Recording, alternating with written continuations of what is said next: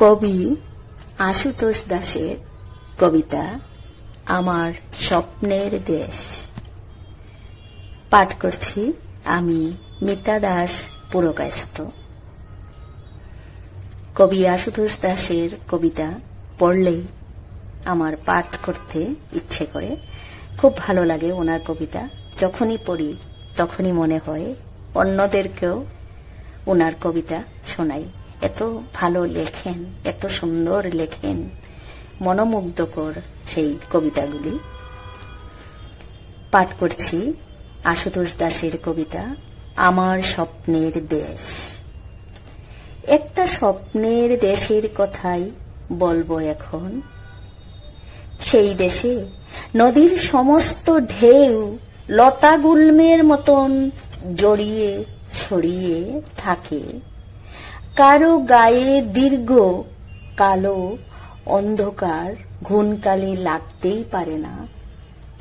তাদের দুঃখের কারো ক্ষত নেই, চারপাশে রঙিন পালক শুধু।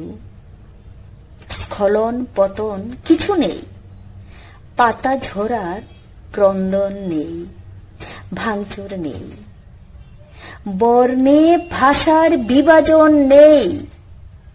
একই সমুদ্র নীল অনন্ত অসীম, শুধু আবাহন সমুদ্রের। সবাই যেখানে ডিঙি নিয়ে ভেসে যায়, যত্রতত্র যখন যেমন খুশি তারা অনন্ত স্বাধীন। আমি সেই দেশ খুঁজতে ডাকছি পরিযায়ী পাখিকে, এক্ষুনি আয় পাখি, আয় পাখি, আমরা সবাই যাব হলুদ শস্যের ক্ষেতে। কিচিরমিচির পাখিদের সঙ্গে গড়িয়ে পড়ব আনন্দ আহ্লাদে কোলাহলে। স্বপ্নের নদীতে ভেসে যাবে ডিঙি, আর সুন্দরী নারীরা বালি হাঁসের মতন ডুববে ভাসবে ভালোবাসার অনন্ত গায়ে। আমি তাদের হৃদয় সিন্দুক খুলে ভালোবাসার অঙ্গুরীয় দেব, আরো অনেক কিছু দেব। আমি আমার মায়ের দেওয়া আশীর্বাদের অম্লান মাদুলিটা দিয়ে দিতে পারি। আমার স্বপ্নের দেশে এক্ষুনি খোঁজ চাই।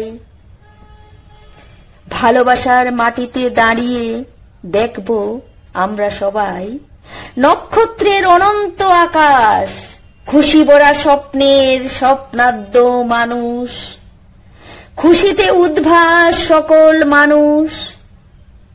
সেই দেশের এক্ষুনি খোঁজ চাই। নমস্কার।